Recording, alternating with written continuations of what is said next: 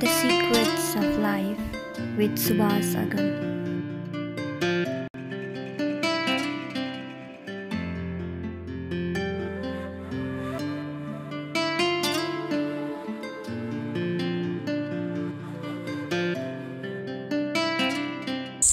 नमस्कार समादरणीय दर्शकवृन्द, स्वधर्म टिभी को प्रस्तुति कार्यक्रम द सिक्रेट्स अफ लाइफ में हजुरहरूलाई स्वागत गर्न चाहन्छु। आज हामी फेरि सत्यनारायण दास बाबाजी को कुटीमा नै आएका छौं। उहाँको कुटीमा हामी बार आएर सत्संग गरिरहेका छौं। बाबाजी को कुटी निकै रोचक छ, रमाइलो छ। आँपको बगैँचा, शीतल अनि यो ठुलो बाँसको चाहिँ झाङ, यो बाँसको झाङको छेउमा बसेर आज हामी चाहिँ हरिगिरी बाबासँग सत्संग गर्नेछौँ। हरिगिरी बाबाजीसँग चाहिँ हामीले 1 वर्ष अगाडि पनि सत्संग गरेका थियौँ र 1 वर्ष अगाडिको सत्संगमा निकै रमाइलो र निकै रोचक सत्संग भएको थियो। निकै रमाइला कुराहरू भएका थिए र 1 वर्षपछि फेरि बाबासँग भेट भएको छ। उहाँलाई गाउँमा बोलाउने नाम चाहिँ हरहङ्गी पनि भन्दा रहेछन्। त्यो चाहिँ उहाँको खास पुरानो नाम रहेछ, तर खास नाम त अब अहिले हामीले चिन्ने नाम त हरिगिरी बाबा नै भयो। आउनुहोस् कार्यक्रममा उहाँलाई स्वागत गरौँ। बाबाजी नमस्कार, स्वागत छ कार्यक्रम। नमो नारायण, नमो नारायण। नेपाली आप बोल सकते हैं कि नहीं, बताइए। कुछ कुछ बोलेंगे, कुछ कुछ बोलते हैं। अच्छा, लेकिन पूरा प्रष्ट रूप से तो थारू भाषा में ही बोलते हैं। हाँ, ज़्यादा तो थारू। ठीक है, तो थारू में ही बोलते हैं। जैसे आपको कुछ नेपाली में कुछ कहने का हुआ तो कह दीजिएगा। वैसे हमारा थारू भाषा उतना अच्छा नहीं है, तो हम उतना पूछ नहीं पाएंगे। तो हमारा थारू भाषा और हिंदी भाषा और नेपाली का पूरा एकदम गोल मोटल खिचड़ी हो जाता है। चलो कोई बात नहीं। कैसे हैं, कैसे हैं बताइए। अब सुनाई नहीं दे रहा है। अच्छा, बाबाजी को कान अलिकति कमजोर छ अहिले, अनि सुरदाई नभएको कारणले आज हामीले उहाँको कानमा पनि त्यो मेसिन पनि लगाउन पाएनौँ। नत्र दाईसँग एउटा एक्स्ट्रा मेसिन थियो। जी, तो थोड़ा नज़दीक आके बात करते हैं ना, ठीक है? कहिए। तो कैसे हैं, क्या हालचाल है? हालचाल तो ठीक है जी, हाल चाल तो सब ठीक है। अच्छा, हाँ, अच्छा। क्या पूछना चाहते हैं, क्या कहना चाहते हैं? अच्छा हाँ, ठीक। के शोधनु भय छ, हाँ। भन्छु जे जाने जति जाने छु भन्छु, अरू के छ। हाँ, बहुत राम्रो। हाँ, हामीले 1 वर्ष अगाडि हजुरसँग जे कुरा गरे थियो नि, 1 वर्ष पहले जो बात हुआ था ना। हाँ, ऐसा कहिए। तो वो बात तो हो गया, लेकिन ये है कि साधु संग में जितना रहेंगे, जितना बात करेंगे, उतना ही कुछ नया निकल के आता है ना। क्योंकि साधु के अंदर जो होता है, बहुत से लोगों से मिलके, बहुत से साधु संग करके, बहुत से सत्संग करके, वो बहुत कुछ उनके अंदर भरा हुआ आता है। तो कुछ ज्ञान के अमृत हमारे लिए बता दीजिए, ताकि हमारे जिंदगी में काम आए। बताइए कुछ। हाँ, पूछिए, बोलिए। तो इसीलिए हम आए हैं कि कुछ बात कहेंगे, कुछ सुनेंगे। तो अब ये बताइए कि मानव जीवन में सबसे महत्वपूर्ण काम जो है वो क्या है? सबसे महत्वपूर्ण मनुष्य का क्या है, वैसे तो अनेक किस्म की बात है, लेकिन सबसे महत्वपूर्ण क्या है, शरीर के अंदर मनुष्य के सत्यता होना चाहिए। सत्यता। और वो सत्य क्या है, आत्मज्ञान उसको होना चाहिए। इस शरीर को भगवान ने बनाया है सार्थक बनाने के लिए, तो सार्थक बनेगा कैसे? जब हम उच्च कोटि का काम करेंगे, अच्छा काम करेंगे, तो हमारा तो बनबे करेगा, देख करके और लोग भी बन जाएंगे। हैं? हमको किसी को सताना नहीं है, किसी से झूठ नहीं बोलना है, किसी का चोरी नहीं करना है, बल्कि जो कर रहा है उसको अपने रास्ते पर खींच के लाना है कि भैया यह मत करो। करोड़ों जन्मों के बाद ये मानव शरीर मिला है, चेतन चोला। मिला है ना। तो हम लोग कितना बार जन्म ले करके इस पृथ्वी पर आए और जय आए गए, यही कर्म लगा है। तो प्रभु का कृपा हुआ कि ये बहुत कष्ट सह लिया, एक बार फिर इसको मनुष्य का शरीर दें ताकि ये चेतन को जान ले, अपने आप को पहचान ले। बहुत किस्म का बात है। सत्यता जानने के लिए, अपने आप को पहचानने जानने के लिए मानव शरीर प्रभु ने दिया है। लेकिन ये प्रकृति जो है, ये भौतिक संसार के अंदर, तो प्रकृति है क्या? माया। प्रकृति माया है। तो माया में पड़ करके बड़े बड़े लोगों ने दुख उठाया ना। तो आज मनुष्य देखिए कितना लोग दुख उठा रहे हैं, धन कमाने के लिए जीव हिंसा कर रहे हैं, झूठ बोल रहे हैं, चोरी। कितना दिन के लिए है? कुछ नहीं है। अल्प सुख के लिए अपने करोड़ों जन्मों को बर्बाद मत कीजिए। मानव का शरीर इसलिए मिला है, बार बार मौका नहीं मिलेगा हमको आपको।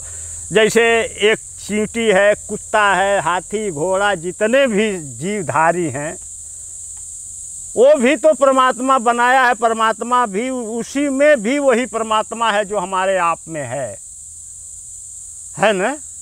लेकिन जितना व्यवस्था मनुष्य को दिए हैं उतना व्यवस्था तुम लोगों का नहीं है। उसको देखिए, स्वर्ग और नरक, 28 नरकों का वर्णन लोग करते हैं, शास्त्र कह रहा है। लेकिन 28 नरक है कहाँ? पताल में है कि आकाश में है? कहाँ है? इसी जमीन पर है। एक बार जब धर्मराज ने कहा कि जाओ फला आदमी को पकड़ लाओ, जैसे कहते हैं मृत्यु होता तो जमराज पकड़ के ले जाता है, कहते हैं ना। तो जमराज आया तो उसका प्राण तो निकल गया। प्राण वायु जो है उसको देख नहीं पाया। तो गया धर्मराज के पास, तो कहा प्रभु आपने कहा जाओ उसको पकड़ लाओ, शरीर को लाने को कहे नहीं, तो क्या पकड़ के लाए? हम तो देखे नहीं कि हम क्या पकड़ के लाए। और दंड किसको आप देते हैं? जब आप तो कहें हम भी नहीं देखे, तो जब नहीं देखते जिस चीज को, तो दंड कैसे देते हैं? ये सब परमात्मा की खेल है, लीला है। वो निराकार ब्रह्म जो शिव है, दंड और दंड से छोड़ाना, दंड देना उसका काम है। तो वो अनेक विभिन्न जीवों में, तो वो जमराज धर्मराज चुप हो गए। अच्छा, जवाब नहीं दिए। वो कहा कि किसको हमने पकड़ के लाया, हमने देखा नहीं। धर्मराज कहते हम भी नहीं देखा। ब्रह्मा जी आ गए। ब्रह्मा जी ने कहा कि पुत्रों तुम लोग हल्ला मत करो, मैं सब जानता हूँ। मैं नाना जूनियों में मैं पठाता हूँ, तुम लोगों को पता नहीं है। अब देखिए गंगा में भी कीड़ा है कि नहीं है? हाँ। नरक देखिए, 28 नरक का वर्णन जो किताब में है, अपने आप यहीं देख लीजिए, कहीं अंत नहीं है। अच्छा, जो आत्मा आप में है वही आत्मा जो गंगा में कीड़ा, उसमें भी वही आत्मा है। गौर से सुनिए। अच्छा जी। जहाँ इकट्ठा पेशाब बहुत लोग करते हैं उसमें भी कीड़ा है, उसमें भी वही है। और खान पान भी उसका वही है। जो आज मद्यपान दुनियादारी कर रहा है, जिसके लिए लालायित है, तो प्रभु वैसे ही जगह में भेज देते हैं। वो नरक है नहीं तो है कहाँ? यही है ना। हम लोगों को इतना गर्मी लग रहा है, पंखा लगा है, ठंडी चाहिए, यह चाहिए। जंगल झाड़ में कितने जीव हैं, पृथ्वी के नीचे हैं, जल में हैं, और कहाँ कहाँ हैं, क्या व्यवस्था है। ये सब कर्मों का फल भोग रहे हैं। यही नरक है और यही स्वर्ग है। ऐसा लोक कहीं नहीं है। इतना सुंदर लोक है। देवता लोग स्वर्ग में क्या पाते हैं? धुआं पाते हैं खाने के लिए। और हम लोगों को क्या मिल रहा है? प्रत्यक्ष मेवा मिष्टान मिल रहा है। लेकिन फिर भी हम लोगों को तुष्टि नहीं हो रहा है। हो रहा है नहीं। अगर मांस मछली अगर न खाए इंसान तो जिंदा नहीं रहेगा।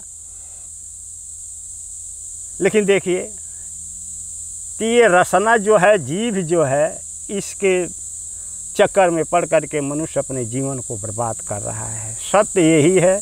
सत्य न बनता है न बिगड़ता है, न जन्मता है न मरता है, जिसको सत्य चित्त आनंद सच्चिदानंद कहते हैं। हमारा आपका यही नाम है। जब से माता जानकी का हरण हुआ तो राम जी घूम रहे तो पार्वती जी और भोलेनाथ जी बैठे थे, तो भगवान शिव उठकर प्रणाम किए। क्या कहे? राम की जय हो नहीं कहे। राम तो उनके शरीर का नाम है, आपका हमारे शरीर का भिन्न भिन्न नाम है कि नहीं है? हाँ। सच्चिदानंद की जय हो कहा उन्होंने। आप भी सच्चिदानंद, हम भी सच्चिदानंद। तो इसमें जो आनंद, जो सतचित आनंद है, इसमें कोई विकार नहीं है। तो निकालना क्या? बस द्वैत भाव से अद्वैत भाव में आइए, भजन हो गया। मनुष्य का शरीर जो मिला वो सार्थक हो गया। द्वैत भावना में मत जाइए। कोई संत भक्त बड़े बड़े मंडलेश्वर के पास ले चलिए हमको। जब ब्रह्म अलग है, मैं अलग हूं, तो भजन नहीं होगा। उस बार भी हम आपसे कहें कि वेद कह रहा है, ऋग वेद अहम ब्रह्मास्मि, आप पढ़े हैं, जानते हैं, कह रहा है कि नहीं? बिल्कुल। तो सत्य यही है। और इसे तो तमाम ग्रंथ हैं, तमाम कहानियाँ कहते कहते 10 साल बीत जाएगा, ख़त्म नहीं होगा। लेकिन बड़े बड़े लोग जो चलते हैं एरोप्लेन में, बाबा लोग दुनियादारी में चलते हैं, वो तो नाम बड़ाई में घूम रहे हैं, भक्ति नहीं है। मान लीजिए उदाहरण के लिए एक काठ है, ये काठ है, हाँ? इसका नाम काठ हो गया और इसका रूप जो है अलग हो गया। काठ का रूप और नाम ये दोनों हो गया। लेकिन जब अग्नि के सानिध्य में पड़ेगा, हाँ, तो कोयला हो जाएगा जल के। बिल्कुल हो जाएगा ना। हाँ। नाम और रूप दोनों उसका खत्म हो गया, रह गया, कोयला हो गया। हाँ। अगर कोयला को धोइए, जितना भी धोइए, कितना साबुन लगाइए, वो काला का काला होता जाएगा। लेकिन उसको भी सफ़ेद करने की उपाय है, ये संतों ने सिखाया है। क्या? उसमें फिर दोबारा आग लगाइए। जब दोबारा आग लगाएंगे तो जल करके एकदम सफ़ेद भस्म हो जाएगा, कालापन मिट जाएगा। जब द्वैत भाव निकल जाएगा शरीर से कि ब्रह्म अलग है और मैं अलग हूँ, तब तक कालापन है। और जब ये अद्वैत भाव आ जाए कि अहम ब्रह्मास्मि, तो सफ़ेद हो गया, कोई भजन की जरूरत नहीं है। अहम ब्रह्मास्मि, अहम ब्रह्मास्मि। तो क्या निकालेंगे, कैसे निकालेंगे? कोई कहे कि सूर्य में काला है, निकाल दे, तो सूर्य में काला है ये नहीं है, तो निकालेगा क्या? तो आत्मा में कोई विकृति है ये नहीं है, तो आत्मा निकालेगा? वो तो स्वयं निरालंब है, आनंद का खानी है। ये शरीर तो दुखों का खानी है कि नहीं है? बोलिए, आप पढ़े लिखे हैं, कुछ हमको भी सुनाइए। हम बोलेंगे तो बोलते रह जाएंगे। नहीं, बहुत अच्छा लग रहा है जब आप बोल रहे हैं, तो इतना अच्छा लग रहा है कि हमें लग रहा है कि हमने इस जंगल में, इस गांव में एक हीरा तराशा है, वो हीरा आप है, ऐसा हमें लग रहा है। बहुत खुशी लगती है। और हम जब काठमांडू गए थे, आपके वीडियो बहुत लोगों ने देखा पहले भी, और बहुत लोगों ने चाहा, अच्छा लगा भी उनको। तो उनको, हमारे जो दर्शक होते हैं, जो कार्यक्रम देखते हैं ना, तो ये लोग को बड़े बड़े आश्रम वाले, बड़े बड़े महामंडलेश्वर अच्छा नहीं लगता इनको जो ऐसे गांव में, ऐसे कुटिया में, ऐसे जंगलों में जो रहते हैं ना, वही इनको अच्छा लगता है। तो हम ऐसे ही ढूंढ रहे थे कोई, तो उस कल जो गत वर्ष जो आपसे मुलाकात हुआ था, तो वो अंतर्वार्ता बहुत ने चाहा, अच्छा माना, अच्छा लगा उनको। तो हमें भी ये लगता है कि आपसे बार बार मिले और कुछ सुने। और ये सुन के क्या है कि बाबा जी, जैसे ज्ञान तो है, लेकिन जब आप जैसे बुजुर्ग और आप जैसे अनुभवी साधु संत कोई बोलते हैं ना, तो अनुभव से बोलते हैं, अपना अंदर से बोलते हैं। तो उस आवाज़ में उस कहानी में कुछ दम होता है, तो उस जो उस वो ऊर्जा होता है ना, वो शक्ति होता है ना, ऊर्जा शक्ति है। हाँ, जो आवाज़ में, जो कहानी में जो शक्ति होता है ना, वो शक्ति से हमें छू लेती है। ऐसे किताबों में भी तो मिलता है। हाँ, मिलता है, और अच्छा लिखा हुआ मिलता है, लेकिन किताबों से पढ़कर ज़्यादा संतों की वाणी से जो निकलता है ना, उसमें और अच्छा लगता है। अच्छा, बार बार जो जी प्रभु का अवतार इस धरा पर हुआ है, किस लिए हुआ है? हमको आपको इस चेतन को सचेत बनाने के लिए हुआ है। कल बात आपसे हम किए कि भगवान राम सब जानते हैं, हैं? मायापति हैं, माया के ऊपर भी उनका अधिकार है ना? लेकिन फिर भी वो माता जानकी के कहने पर, माता तो प्रकृति है, माया है, जड़ है, ये शरीर जड़ पदार्थों से बना है ना। जैसे बस बना है, ये भी जड़ पदार्थ से बना है, गाड़ी बना है, तो उसमें भय कहाँ है? नहीं है। हाँ। अभय भी नहीं है और भय भी नहीं है, क्योंकि जड़ है, उसको कुछ मालूम है नहीं। हाँ। तो प्रकृति जो माया है वो भी जड़ है,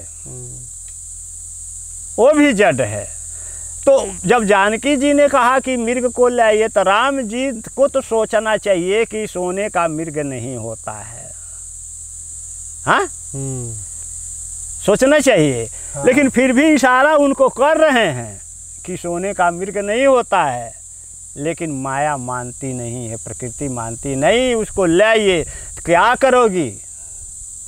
उसके चमड़े को मैं अयोध्या ले, और ये नहीं ख्याल है कि उसमें भी आत्मा है।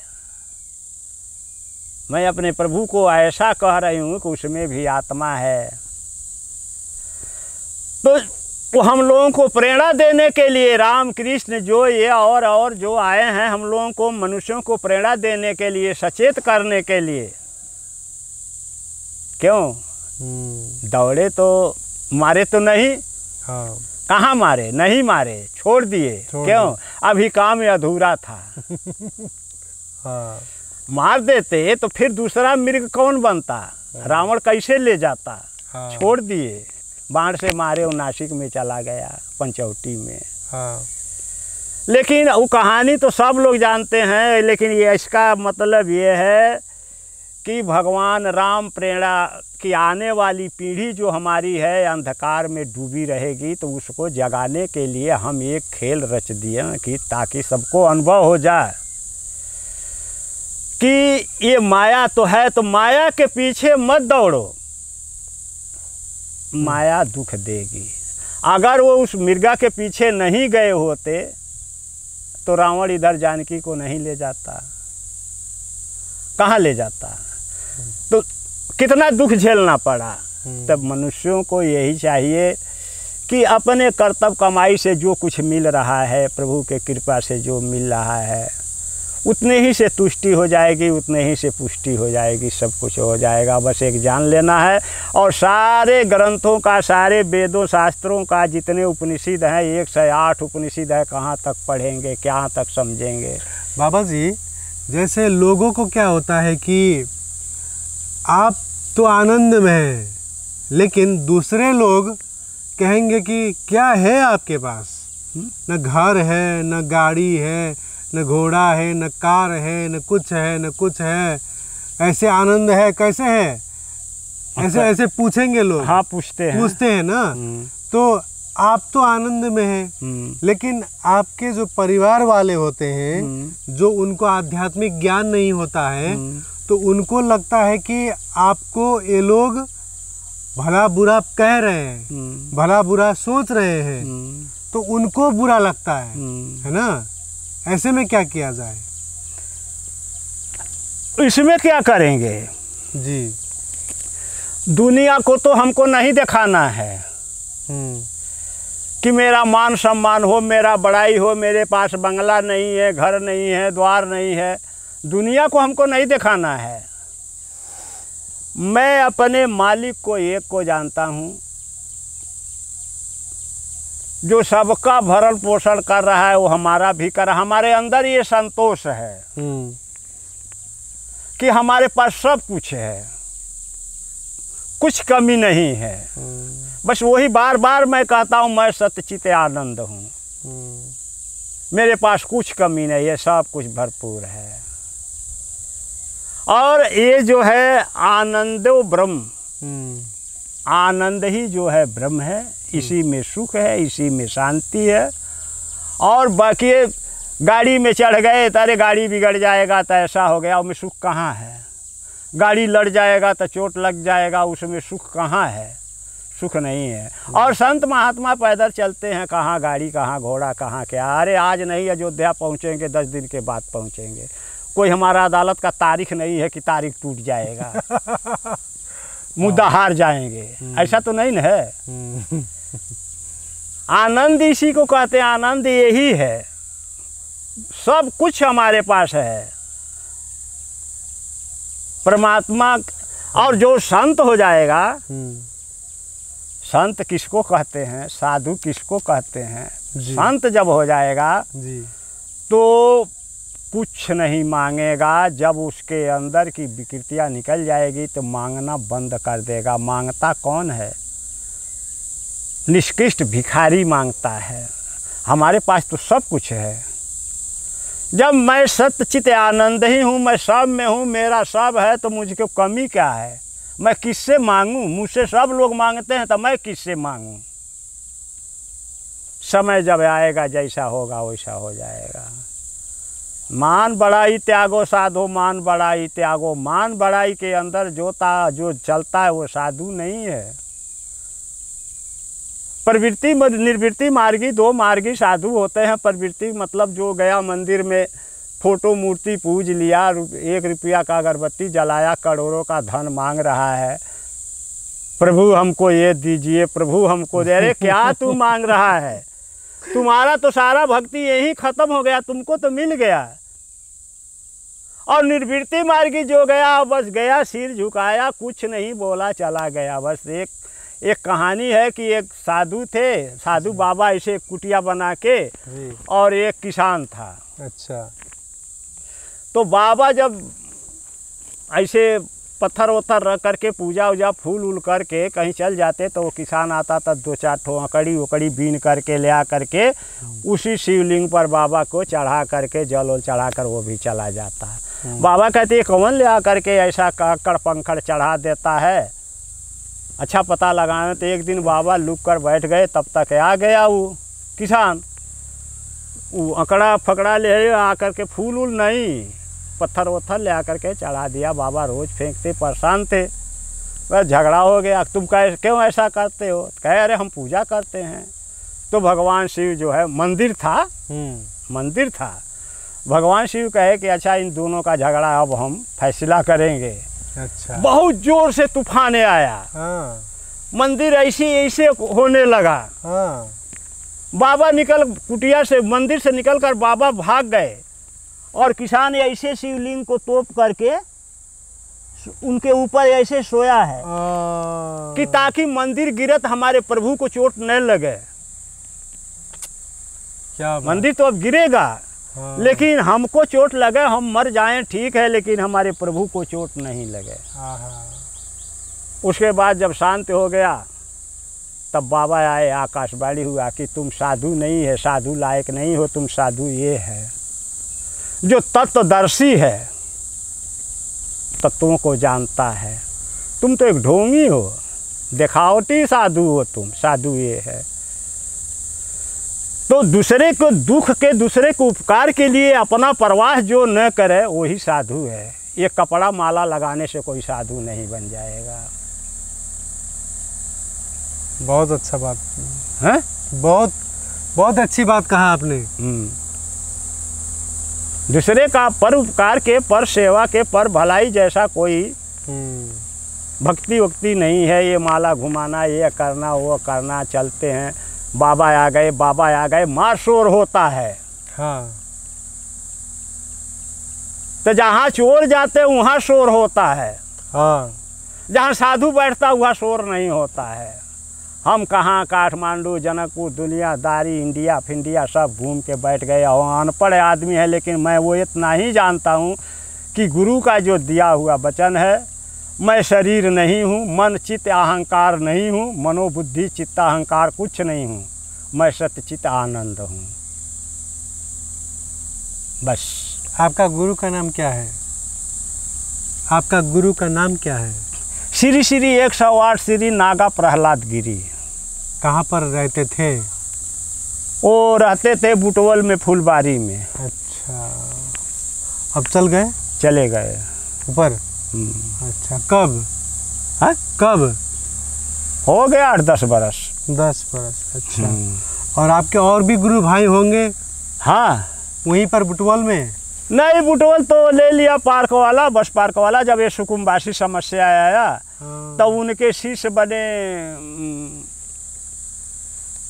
देखिए, जमुना राज पौडेल अंचलाधीश। अच्छा, जमाना की बात है। अच्छा, उनके शिष्य बने। अच्छा। जब भैरहवा में ऑफिस था, अंचलाधीश ऑफिस। ठीक। तो 1.5 बीघा जमीन यही भूतहा में उनको दिया दिए और यहीं पर रहने लगे। एक छोटा सा बन गया घर और वो चले गए। हमको लोग हमने कहा कि नहीं भाई, हम तो कितना संपत्ति छोड़ करके हम वनवासी बन गए, अब हमको संपत्ति किसी का नहीं चाहिए, संपत्ति की ज़रूरत है। यहीं भूतहा में 1.5 बीघा ज़मीन है, 2 कट्ठा घड़ेरी, सब छोड़ दिए हम ना। वो आदमी हैं हम। देखने के लिए तो हम साधारण हैं, कुछ नहीं है, और साधारण हैं हम।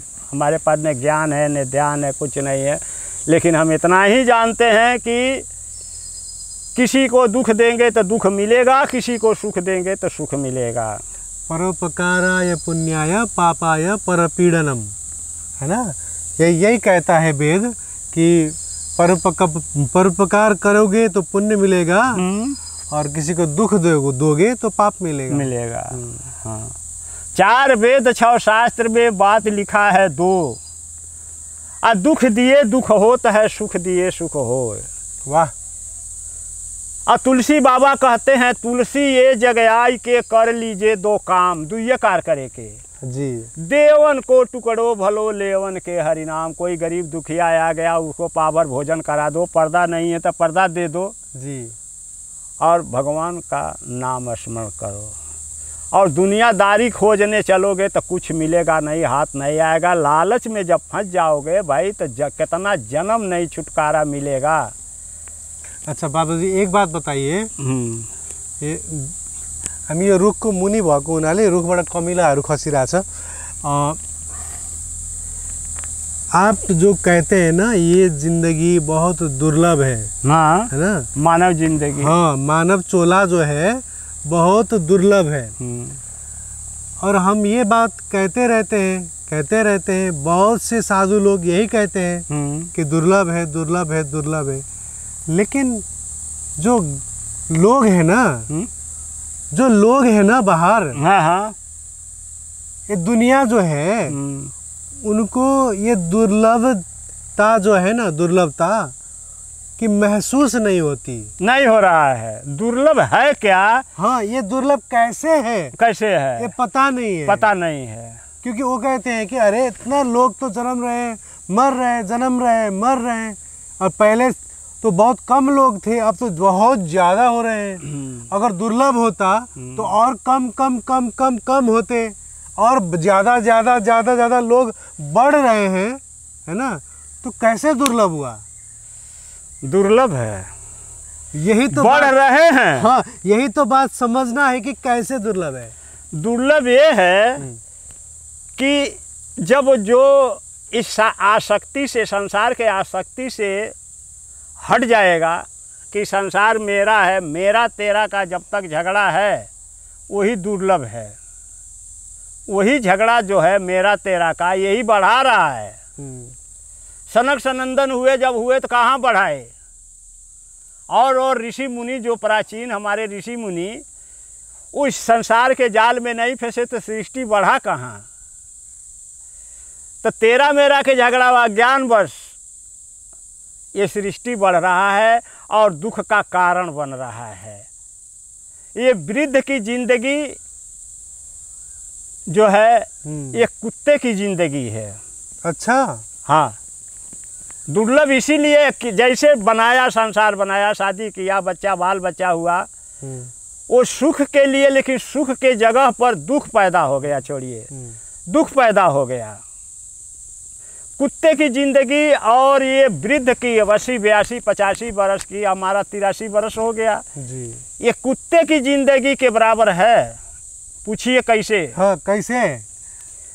बाल बच्चा तो उसका तैयार हो गए और वो वृद्ध हो गया। हाँ। लेकिन जैसे कुत्ता दरवाजे पर बैठा है और मालिक घर के अंदर भोजन कर लिया, अगर इतना ले आया दिया तो कुत्ता तो खा लिया, नहीं लाया तो चुपचाप बैठा है, भौंकेगा, बोलेगा भी नहीं, चुपचाप चला जाएगा। उसी तरह आज ये कली युग में जो बेटा पतोहू और लोग हैं, हम देख रहे हैं, बहुत करा करा करके रो रहे हैं। अच्छा घर बिल्डिंग जो बनाया उसे निकाल करके झोंपड़ी में रख देते हैं। बोलिए, अपने क्या क्या खा रहे हैं, माता पिता को पूछ नहीं रहे हैं। ये कुत्ते की जिंदगी है कि नहीं है? इसी बात पर विदुर जी, महाभारत की कथा में विदुर जी धृतराष्ट्र को समझा रहे हैं। क्या समझा रहे हैं? जब पहले दुर्योधन ताना मार के निकाल दिया विदुर जी को, तो भक्ति किए, महाभारत खत्म हो गया, तो फिर आए तो धृतराष्ट्र को धिक्कार। अब तो इनको ज्ञान हो गया ना, विदुर को, वो तो भक्ति किए तो ज्ञान हो गया। तो विदुर जी समझा रहे हैं धृतराष्ट्र को, ये धृतराष्ट्र तू आँख से अंधा तो हैया है, ज्ञान से भी अंधा है।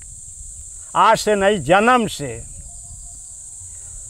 आँख से नहीं देखते तो कान से तो जरूर सुनते हो। जब पांडव तुम्हारे भाई थे तो आधा आधा हिस्सा लगा दिया होता तो तुम्हारा खानदान, तुम्हारा नाश नहीं होता। लेकिन अहंकारवश, लालचवश, तृष्णावश तू अज्ञान अंधकार हो गया, आँख का अंधा, ज्ञान का अंधा। अगर तुम दुर्योधन को रोक दिया होता तो महाभारत नहीं हुआ होता, ये सारे लोग मारे नहीं गए होते। लेकिन आज सब तुम्हारे पुत्र मारे गए, तुम्हारे और लोग जो थे सब मारे गए। लेकिन फिर भी आज एक कुत्ते की बात युधिष्ठिर के टुकड़े पर पल रहा है, तुम्हें लज्जा नहीं है? तू सोचता है कि हमको सुख है, सुख नहीं है। तू पहले सोच कि तेरे सारे पुत्र, सारे लोग मारे गए, अगर दे दिया होता तो ये नहीं होता। दुर्योधन हमारा राजा होगा, यह होगा, क्या मिला? कुछ मिला? लेकिन आज ये लोग खिला रहे, लेकिन ये तुमको गाली दे करके, अंदर से गाली दे करके तुमको लोग भोजन दे रहे हैं। एकांत में धृतराष्ट्र को विदुर जी समझा रहे हैं, साला ये अंधा सब कुछ कर दिया, लेकिन भोजन तो दे रहे हैं, कुत्ते की बात दे रहे हैं। अभी भी ठीक है, तुम वानप्रस्थ को चले जाओ। अच्छा, ये दुश्मन के टुकड़ों पर पलना ठीक नहीं है। तब गांधारी के साथ विदुर जी के कहने पर तब गए सारे अपने खानदान को नाश करके। तो मानव जिंदगी कौन ठीक है? मान लिया तो ठीक है, नहीं माना तो नहीं ठीक है। हमारे अनुभव से तो यही मालूम हो रहा है। तो वृद्ध अवस्था अगर ऐसा है जो आपने अभी कहा, तो आप जो धृतराष्ट्र के उदाहरण दिए हैं अभी, या तो वृद्ध ऐसे हो जाएं जैसे धृतराष्ट्र, जैसे आप हैं, आप तो अपने मौज में है ना। हमने मौज में बहुत पहले से। हाँ, फिर ये यहाँ के बाबा जी देखिए, इनका भी एक कुटिया है, उनका बेटी बेटा के तो घर गांव में है, लेकिन रहते हैं यहाँ पर कुटिया में अपने मौज में है। यहाँ भजन करते हैं, बस कुछ मतलब नहीं है। हाँ, तो बेटी बेटा अपने आप ही आते हैं, आइए चलिए हमारे घर चलिए बैठिए, है ना। तो अगर जैसे वो कबीर जी बोलते हैं ना, हाँ कहिए, चलती चाकी देख के दिया कबीरा रोए, दो पाटन के बीच में रहे साबित बचा न कोय। हाँ, साबित बचा न कोय। तो जो खूटी पकड़ा ना हरि नाम का, वो उनका कुछ ना होए ना। तो जो खूंटी होता है, कील जो है ईश्वर है, कील है ईश्वर है। हाँ, तो कील ईश्वर है। तो जो कील पकड़ के बैठता है उस वो एकदम आराम से रहता है ना। कबीर तो कह दिए जी कि चलती चाकी देख के दिया कबीरा रोए। हम पीते हैं, ठीक बोलिए। दो पाटन के बीच में साबुत बचा न कोई, लेकिन उनका लड़का कमाल कह रहा है। अच्छा, चलती चाकी देख के दिया कबीरा रोए, आ दो पाटन के बीच में साबुत बच गए कोई कोई। कमाल समझा रहा है कि ईश्वर जो है कील है, कील के बीच में जो अन्न पड़ता है वो कभी दोबारा पीसा नहीं जाता है, न उसका बीज भी मर जाता है। अगर उसको निकाल करके बोएंगे तो जमे भाग नहीं। तो जो भगवत शरण में जो चला गया, लेकिन सच्चे दिल से सारे आसक्तियों को छोड़ करके जी, उसका बहुत बड़ा कुटी क्यों न, आश्रम न हो, कुछ नहीं हो, गाड़ी न हो, न घोड़ा हो, लेकिन हरि शरणम गच्छामि, शिव शरणम गच्छामि, जहाँ है यही रट लगाया है। ये नहीं है प्रभु हमको धन दो, गाड़ी दो, बंगला दो, ये दो, कुछ नहीं। मान सम्मान के लिए साधु नहीं होता है। जो मान सम्मान के पीछे दौड़ेगा वो साधु नहीं है। तो आजकल उन्हीं लोगों का लोग मान करते हैं जो बड़े बड़े मंदिरों में बैठे, क्या जानते हैं, क्या देखते हैं, धन इकट्ठा कर रहे हैं, धन इकट्ठा कर रहे हैं। हम लोगों जैसे अभ्यागत साधु जाएगा तो दूर से अरे उस भगाओ उसको भगाओ। बड़े बड़े महंत लोग, मंडलेश्वर लोगों की बात है ये। हाँ, तो साधु सूखा रूखा कहीं इतना एक टुकड़ा रोटी खा लेगा, पेड़ के नीचे सो जाएगा, वो है साधु। राजमहल में जो सोता है वो साधु नहीं है। राजमहल है क्या? कुछ तो नहीं है। बिल्कुल। दुनिया होता है, दुनिया तो आपको सुकून से रहने नहीं देगी। दुनिया तो कहेगी आपके पास घड़ी नहीं है, घर नहीं है, टीवी नहीं है, कार नहीं है। तो हम यही बात बतिया रहे थे कि साधु जब खूंटी पकड़ता है भगवान नाम का, तो वो खूंटी से उसको सब मिल जाता है। देखिए, जब धन अधिक रहेगा जी, तो भय बराबर बना रहेगा। अच्छा, हाँ सही है। चैन नहीं लेने देगा, हाँ, भय बना रहेगा। और दुख का कारण, मूल कारण संपत्ति है। उसी से आपके अनेक दुश्मन पैदा होंगे। सही में है ना? भाई भाई भी टूट जाएंगे, भाई भाई फूट जाएंगे, बाप बेटा में लड़ाई होगा, गांव पटीदार से लड़ाई होगा। हाँ, लास्ट में जब सब दुश्मन थक जाएंगे तो आपका बेटा दुश्मन होगा। हाँ, उसी संपत्ति के लिए। अब आपके 4 लड़के 2 लड़के हो गए तो कहेगा कि फलानवा को बुढ़वा इतना दे दिया, चिलनवा को उतना दे दिया, ऐसा कर आपका सेवा दोनों तरफ से बंद। ये दत्तात्रेय कहते हैं कि दुख का कारण संपत्ति। कैसे? ये जो मधुमक्खी है न, कितना रस उसके ठोड़ में आता है, लेकिन थोड़े थोड़े जुटा करके ले आ करके छत्ता में लगाती है, रस से संग्रह करती है, अपने बच्चों को अपने को खाती खिलाती है। लेकिन शिकारी जा करके देखता है, हाँ अब रसमाल आ गया है, तो क्या करता है, उसी के धन के लालच में उसमें रस को तो ले ही लेता है, आग लगा के सारे बाल बच्चों को जला देता है, मार डालता है। तो सन्यास का अर्थ यही है कि जब सन्यासी बनेगा, भू भ्रुव स्व सर्व सन्यास्तम मया, सब खत्म है। बस मिल गया तो टाइम से भोजन मिल गया, वही बहुत हो गया। हमारा कुटिया देख रहे हैं ना, गिर गया है, बनेगा फिर। लेकिन हम तो किसी के महल का, किसी का कोई चिंता नहीं है कि हमारा टूटा है, उसका इतना है उतना है, कुछ नहीं। मतलब इंडिया का पूरा भ्रमण हम कर चुके हैं, पूरा भ्रमण, पूर्व पश्चिम उत्तर दक्षिण, नेपाल भी घूम चुके हैं। लेकिन किसी का कोठा घर देख करके, धन देख के हमारे अंदर ये लालायता नहीं आए कि हमको भी ऐसा मिल जाता तो बहुत ठीक होता। कुछ नहीं। अरे वो दिया है, किया है, पाया है, लेकिन पाया क्या है? कर्म जाल बीन करके उसी में फंस के अझुरा करके मर रहा है। जिस काम के लिए आया वो काम ही नहीं कर रहा है। प्रभु के भजन के लिए आया, अरे वो देखो तो इसमें भी थोड़ा समय लगा दो, न लाइसेंस लेना पड़ेगा, न किसी से पूछना पड़ेगा। 5 बार प्रभु का नाम लेने से सुबह शाम में क्या तुम्हारा दाम लगता है? हैं? कोई दाम लगता है? कोई नाराज होगा? कोई नाराज होगा तो जा, जो देना हम मत दे। तो इतना ही काम है भैया। और दुनिया में से बहुत गीता ग्रंथ है, बहुत लोग ज्ञानी ध्यानी हैं, लेकिन हम तो कुछ नहीं जानते। हम इतना ही जानते हैं कि बस हमारा सांस, जो सांसों के अंदर सांस चल रहा है, वो बोल रहा है अहम ब्रह्मास्मि, अहम ब्रह्मास्मि, मैं वही हूँ, मैं मुक्त हूँ। अच्छा, हाँ, मैं मुक्त हूँ। मैं मुक्त हूँ।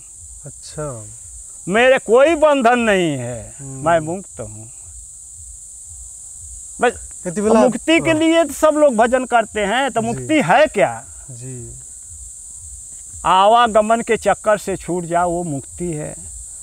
और शरीर तो मुक्त हो जाएगा जब ये हवा प्राण निकल जाए, तो इसका तो मुक्ति है। फूंको फेंको गाड़ो, 3 गति है, चाहे जो करना कर लो।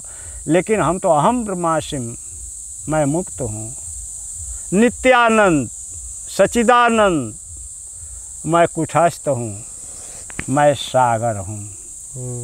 ये सारी नदियाँ जो बहती हैं, हम मान लीजिए उदाहरण में भक्ति करते हैं कि हम भगवान के पास पहुँच जाएंगे। सब भक्तों का यही एक ही लक्ष्य है, चाहे मंडलेश्वर हो, चाहे छोटा भक्त हो, लक्ष्य एक ही है। बिल्कुल, है कि नहीं? तो ये जितनी नदियाँ बह रही हैं, अब ये जो है अपने बड़ी नदी को खोज रहा है। ये पिपरा का खोला है, तो गंगा है, तो जमुना है, सरस्वती, नर्मदा, दुनिया की बड़ी बड़ी नदियाँ हैं। लेकिन वो जा कहाँ रही हैं? सागर के तरफ जा रही हैं, सागर से मिलने के लिए। तो जब सागर में जा कर के मिल जाती है, तो उसका नाम रूप समाप्त हो गया। कौन जमुना है, कौन गंगा है, वो सागर में गई तो सागर हो गई, सारा खत्म हो गया। कोई बता देगा कि जमुना का जल ये है, गंगा का जल ये है सागर में? तो परमात्मा एक सागर है। सुनिए जी, परमात्मा एक सागर है, महासागर, सागर नहीं महासागर। ये सारे जीव उसी में मिलने के लिए लालायित हैं। और वहाँ जा कर के और कर्म के अनुसार, ये जमराज फमराज के कुछ की कहानी नहीं है। वहाँ जा कर के कर्म के अनुसार फिर यहीं भूतल पर आना है। ये जो वीडियो कैमरा उमरा वाले जो दिखा रहे हैं ना, ये तो मन की कल्पना की बात। जिंदा मनुष्य ने ग्रंथों को लिखा है, लिखा है ना जी। ये कल्पना की बात है, लेकिन असली अनुभव जो है ये संतों लोगों के पास है। माता पार्वती जिज्ञासा कर रही कि हे प्रभु, आप किसका समाधि का लगाते हैं, किस लिए, कौन भजन करते हैं, क्या कमी है, क्या चाहिए? तो भगवान भोलेनाथ कहते हैं मैं किसी परमात्मा का, किसी का मैं नहीं करता, मैं अपने आप का भजन करता हूँ, अपने आप का चिंतन करता हूँ, अपने स्वरूप को देखता हूँ, इस रूप को नहीं। ये रूप तो बिगड़ने वाला है, स्वरूप बिगड़ने वाला, अपने स्वरूप में मग्न रहता हूँ। अहम ब्रह्मास्मि, बस। अच्छा, ये बात कहो, तब कह रहे हैं कहो उमा मैं अनुभव है अपना, सत्य हरि नाम जगत है सपना। तो सत्य कौन है? आत्मा ही हरि का नाम है, आत्मा ही हरि है, दूसरा कुछ है नहीं। आप दत्तात्रेय की कहानी पढ़िए, उपनिषदों को पढ़िए, तो ये जो है ये और बाहरी कथा लोग नहीं कहते हैं, बस इतना ही कहते हैं कि आनंदो ब्रह्म, आनंद ही ब्रह्म है, अयमात्मा ब्रह्म, तत्वमसि ब्रह्म, परज्ञानम ब्रह्म, ये सब एक ही है। हम कुछ नहीं और जानते हैं महाराज, बस अहम ब्रह्मास्मि। नहीं, जो आप अभी बोल रहे हैं ना बाबा जी, ये बहुत महत्वपूर्ण बात आप बोल रहे हैं कि मैं मुक्त हूँ, मैं सच्चिदानंद घन चैतन्य हूँ, चैतन्य, मैं ही ब्रह्म हूँ, अहम ब्रह्मास्मि, मैं ही वो हूँ, वो मैं है, मैं ही वो है, उसमें ही मैं हूँ। अब ये जो भाव है, अगर ये भाव हम अपने हृदय में बार बार ये चिंतन करते रहें तो हम वो हो ही जाते हैं। वही हैं, हो जाएंगे। जैसे उदाहरण में एक बिलनी कीड़ा जो है, हाँ, ये सत्य बात है।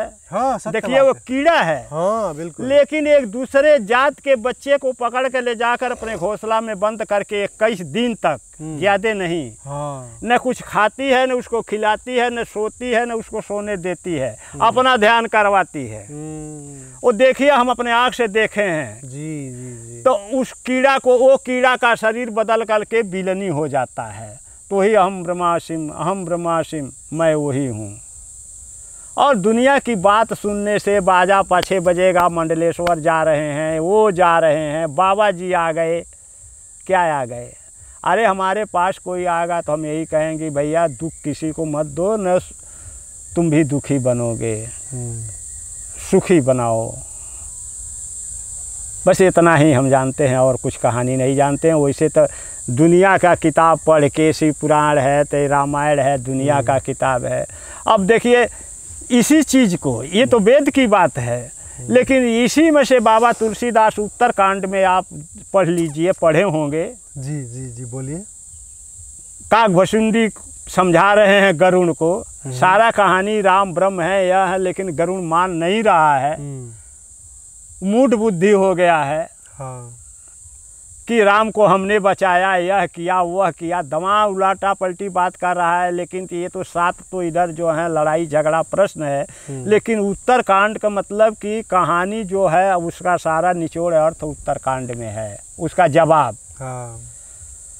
लेकिन बाबा तुलसीदास क्या कह रहे हैं, गरुण को समझा रहे हैं, काकभुसुंडी समझा रहे हैं, जो जानत जेहि देत जनाई, जानत तू ही हो जाई। जो जान जाएगा कि हम ब्रह्मास्मि, मैं सत्यचित आनंद हूँ, जो जान जाएगा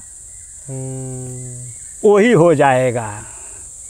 तब उसके समझ में, गरुण के समझ में आ गया कि राम तो शरीर का नाम है, वो राम नहीं, उसके अंदर जो राम है वो ब्रह्म राम है, वही ब्रह्ममय हूँ, वही ब्रह्ममय हूँ।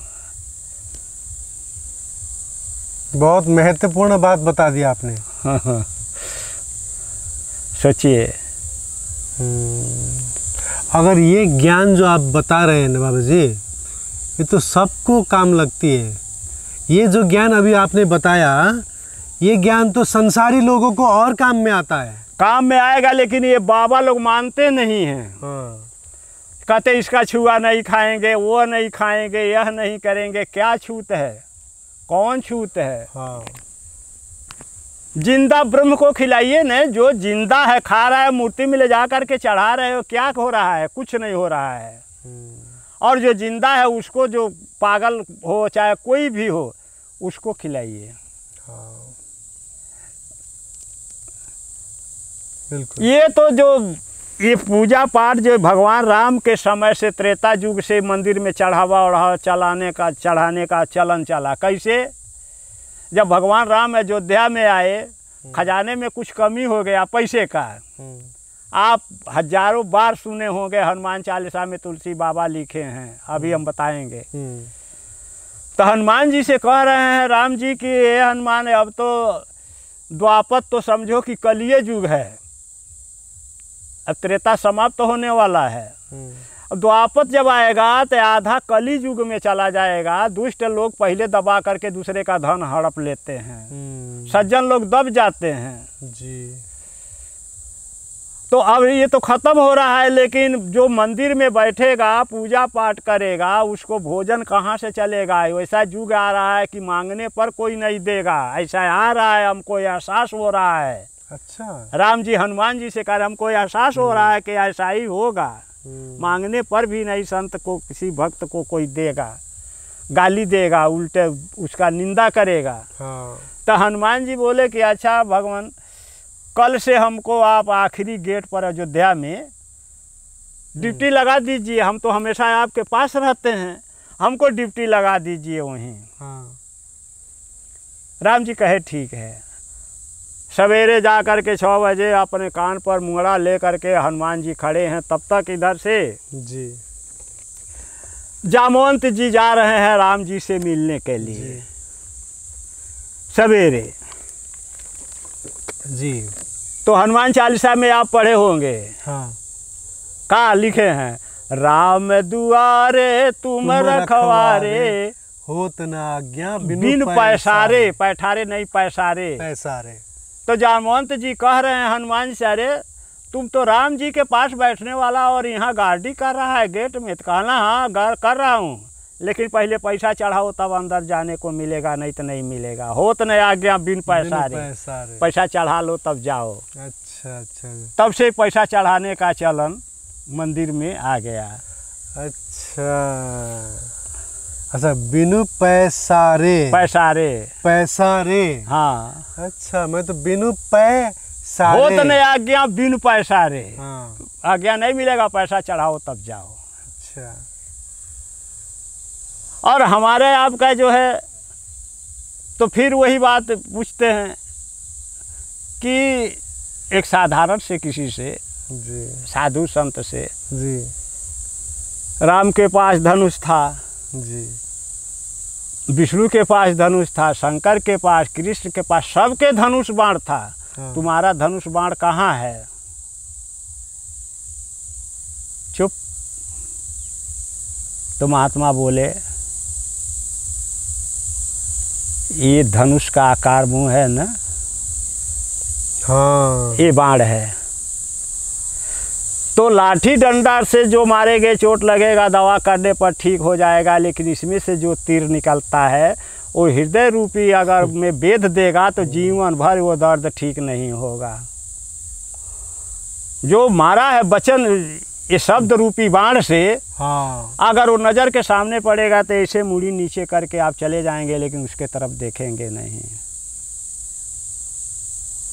तो इसमें से दो निकलते हैं, एक तो आपको ऐसा आहत कर देगा कि बोलेंगे नहीं, और दूसरा ऐसा प्रभावित कर देगा कि उसका साथ भी छोड़ना नहीं चाहेंगे। हाँ।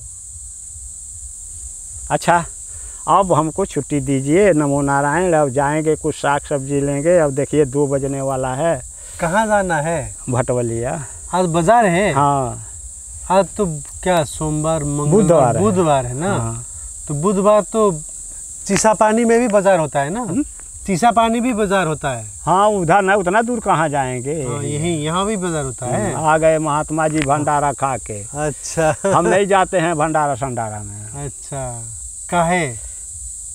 क्या है बताए, जांगर नहीं है, कहाँ जाएंगे। और जांगर नहीं है वो तो दूसरी बात है ना, इनको जांगर है तो ये जाते हैं।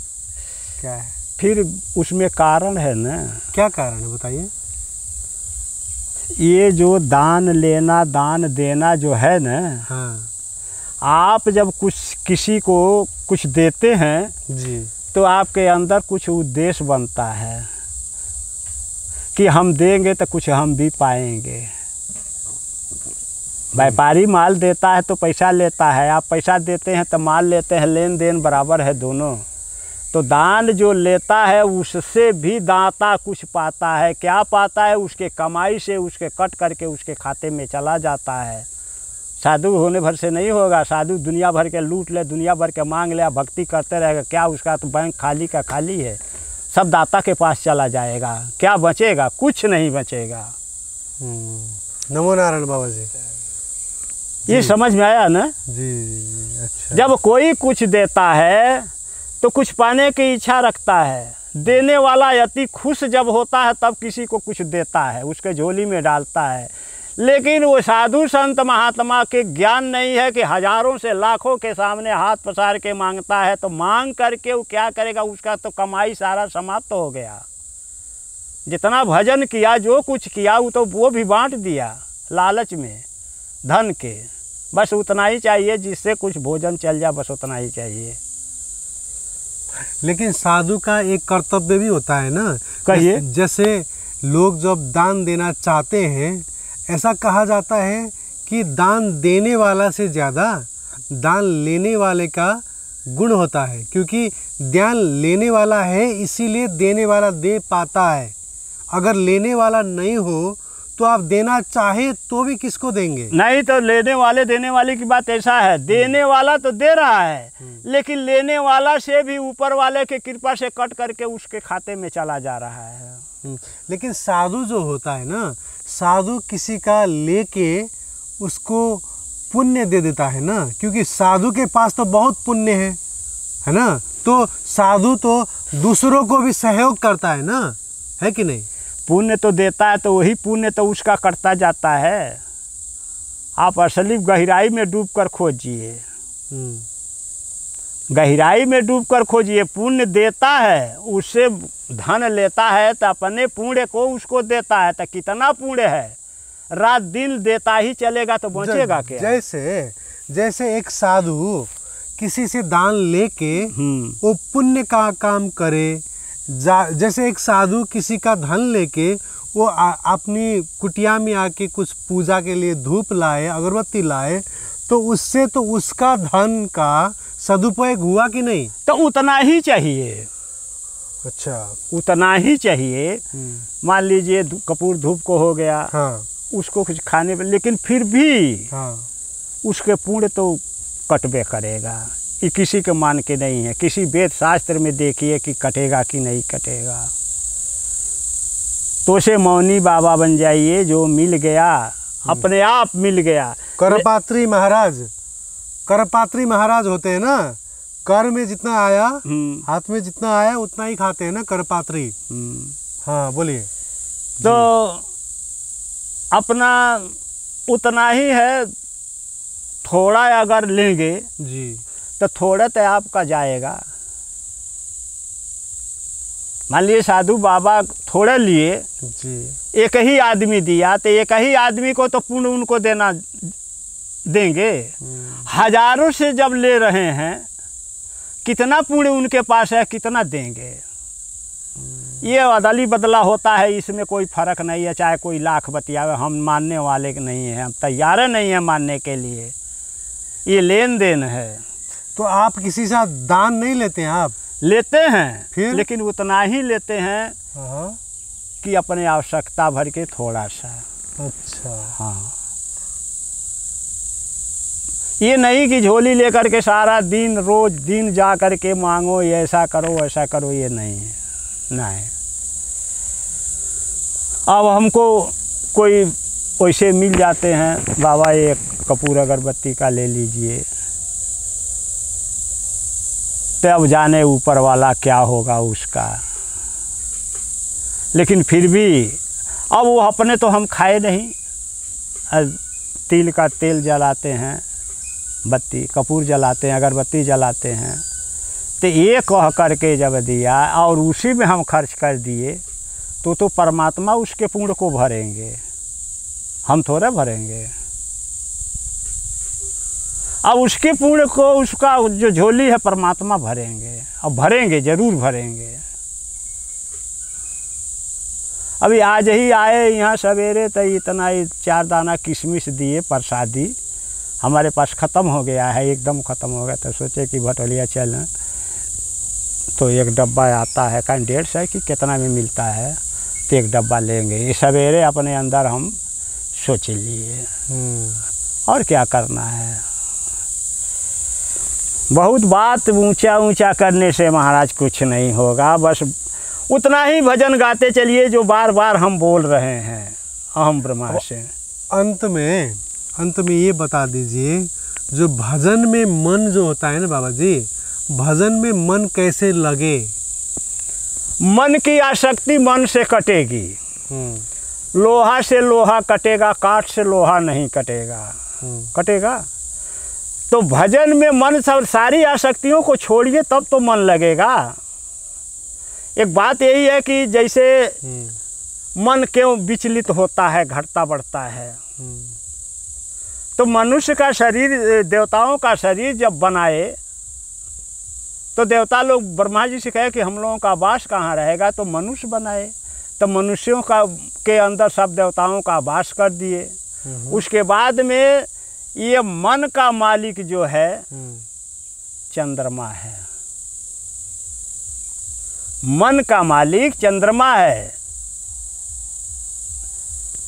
मन में चंद्रमा का वास है। तो जैसे चंद्रमा घटता बढ़ता है वैसे ही मन घटता बढ़ता है। तब मन को ज्ञान के आंकुश से कंट्रोल करके दौड़ाइए नहीं। जब दौड़ाएंगे तो मन नहीं लगेगा।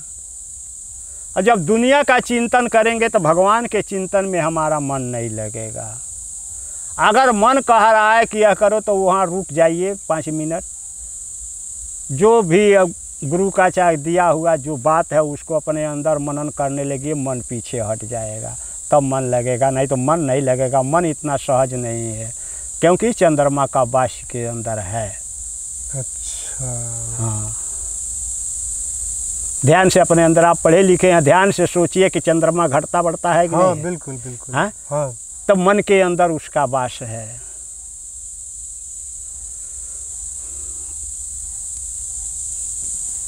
बहुत बात है, बात समाप्त नहीं हुआ। एक हफ्ता बोलने से समाप्त नहीं होगा, लेकिन बात उतना ही है कि थोड़े में। इसीलिए तो हम आपसे फिर मिलना चाह रहे थे ताकि फिर कुछ नया बात सुनने को मिले। अब नया बात कहाँ से बनाएंगे? वही बात तो है। वो आपके अंदर जो बात है पूरा तो नहीं निकला है ना।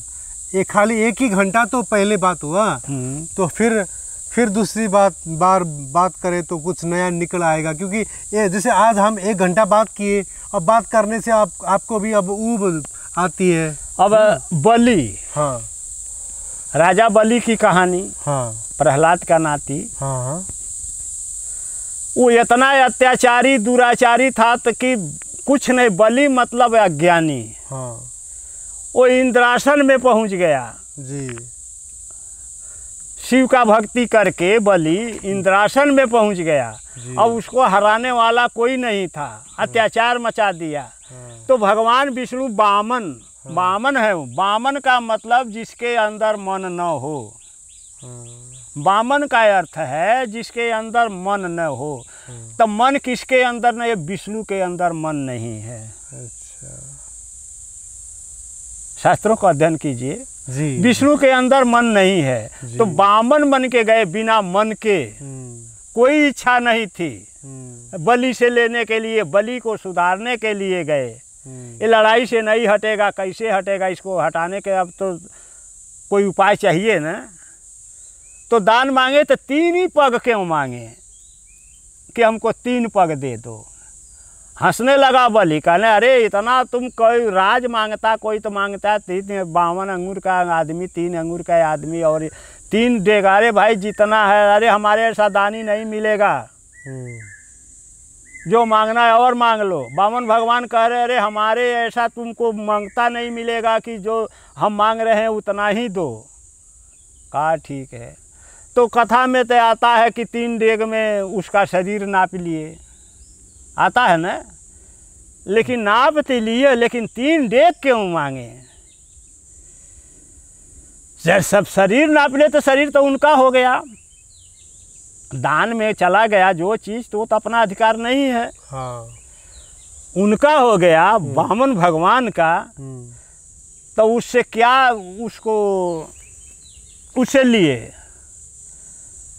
रजोगुण, तमोगुण, सत्गुण, 3 गुण का ये शरीर बना है। यही विकृति जो है सबको परेशान कर रहा है। तो 3 गुणे मांग लिए। अच्छा, बामन भगवान। अब बलि जब 3 गुण को दे दिया तो स्वच्छ हो गया, सुंदर हो गया, अपने आप में स्थित हो गया कि मैं कौन हूँ। अपने आप स्वर्ग छोड़ करके पाताल लोक को चला गया। तो हर चीज़ में कारण होता है ना, बिना कारण का कोई कार्य होता नहीं है। तो बामन बिना मन के हैं, विष्णु भगवान बिना मन के हैं, हम लोग तो मनुष्य हैं। तो 3 गुण से बना है, 3 गुण ले लिए तो एकदम स्वच्छ हो गया। तो 3 गुण से निर्विकार जब होंगे तो हम भी स्वच्छ हैं। ठीक नहीं अब देखे कि अरे फलनवा का इतना बड़ा महल है, कैसे किया? तो रजोगुणी बन गए, ब्रह्मा बन गए। इच्छा जागृत हुई ऐसा घर बनावे। हम नाना दुख का विदेश विदेश दुनियादारी करके पैसा कमा रहे हैं कि ऐसा ही घर बना लें, गाड़ी ले लें। अब वो रजोगुणी हो गया, धन संग्रह में लग गया, परमात्मा का चिंतन भूल गया। कहाँ याद है, कुछ नहीं। हाँ। उसके बाद में तब सतगुरु विष्णु, तो किसी ने जग किया कि देखा तो कहा भाई हम भी अगर यही करते तो बड़ा ठीक होता। सतगुणी बन गया, विष्णु बन गया। अब छिन छिन में एक गुण बदल रहा है अंदर। तो कोई आ गया गाली दे दिया, कुछ कह दिया तो तमोगुणी बन गया, अंधकार अज्ञानी बन गया, उसको पीटना मारना शुरू कर दिया। ये 3 गुण जो शरीर के अंदर हेर फेर हो रहे हैं, इसी में मनुष्य ठहर नहीं पा रहा है, अपने को जान नहीं पा रहा है कि मैं कौन हूँ। तो 52 भगवान राजा बलि का 3 गुण ही लिए, 3 डेग जमीन नहीं लिए। अच्छा बाबा, हाँ बाबा जी, अब हमको छुट्टी की दीजिए। एक अंतिम प्रश्न बता दीजिए। एक अंतिम प्रश्न का उत्तर दे दीजिए।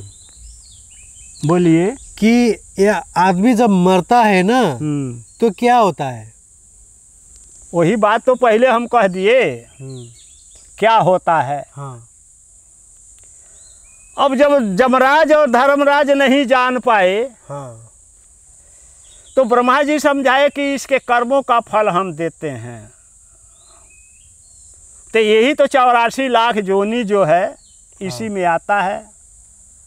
ये कम दुखदाई ये संसार है। हाँ वो तो है, लेकिन मरने के बाद जो ये आत्मा होता है, यही जो आप तो कह रहे थे कि उसका कर्म के हिसाब से यहीं पर फिर जन्म लेगा। लेकिन जो हरि भजन में लग गया, हाँ, जो अपने आप को जान गया, उस आवागमन के चक्कर से छूट गया, वो तो एकदम ब्रह्मलीन हो गया। वो ब्रह्म है, ब्रह्म समान है, तो ब्रह्मलीन हो गया, उसी में विलीन हो गया। जैसे नदियाँ सागर में मिल करके और नाम रूप भूल जाती है, उसी तरह से ब्रह्मलीन हो गया।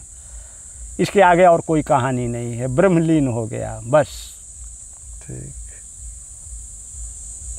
जैसे भी हो, आपसे आज के सत्संग में हमने ये सीखा कि आपका मन में जो विचार है वो सकारात्मक विचार अगर रखेंगे, ये विचार रखेंगे कि मैं ही वो ब्रह्म हूँ। हाँ। मैं ही अहम ब्रह्मास्मि, मैं ही ब्रह्म हूँ, मैं ही मुक्त हूँ, तो ये भाव मतलब सोचते सोचते वही हो जाएगा, वही हो जाएंगे। हाँ, ब्रह्मलीन हो जाएगा। हाँ। ये शरीर जिंदा है। हाँ।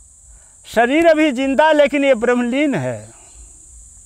ये बहुत महत्वपूर्ण बात। मैं अवधूत हूँ, ब्रह्मलीन हूँ। हम कहीं भी जाएंगे मस्त गजराज के तरफ चलते झूमते जामते चले जाएंगे। किसी चीज का मुझे अवधूत 4 अक्षर है। अ माने आशा रहित, अ का अर्थ आशा रहित जी, आशा से अलग। आशा रूपी फांसी में संसार टंग के मर रहा है। हाँ। यह करेंगे वह करेंगे, लेकिन अवधूत ये नहीं सोचता है। अच्छा। आशा रहित जी, वह विषय वासनाओं से दूर। अच्छा। और वह धूल चित्त, जिसका मन शुद्ध है। तत्वदर्शी। अब ये आप तो पढ़े लिखे, तत्व किसको, तत्वदर्शी मैं किसको, मैं कौन हूँ, मैं अपने आप का दर्शन करता, अपने आप को जानता हूँ और किसी को नहीं मानता न जानता। बहुत नमो नारायण। वैसे बेटे, आजको यो अङ्कमा हामीले एकजना अवधूतसँग कुरा गऱ्यौँ, एउटा अवधूतको कथा सुन्यौँ। यो कार्यक्रममा यतिन्जेल बसेर हामीलाई सुन्नुभएकोमा धन्यवाद दिन चाहन्छु।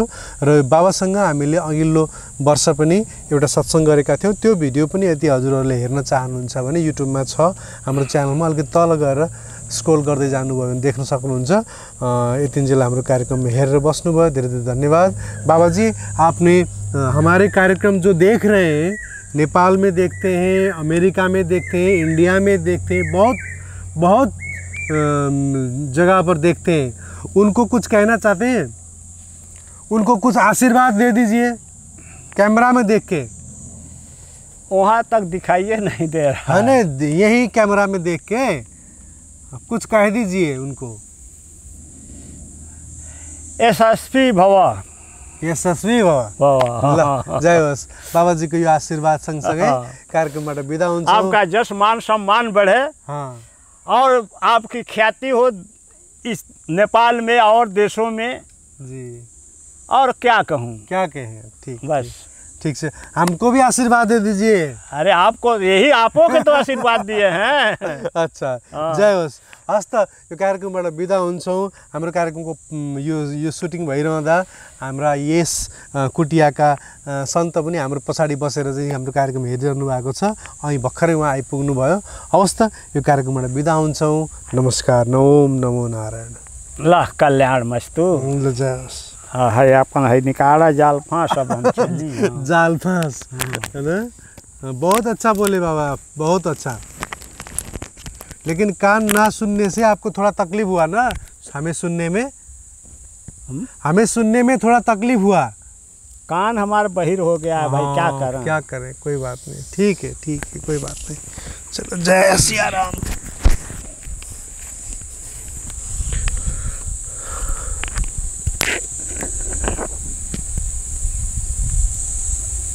बाबाजी यता आएर बसेर हेरिरहनु भएको छ हाम्रो कार्यक्रम। बाबाजी कैसे हैं, ठीक है। ल बाबाजीको कुटिया यतातिर छ। हाँ बाबा जी से पूछिए, ये तो बैरागी बाबा। The Secrets of Life with Subhas Agam.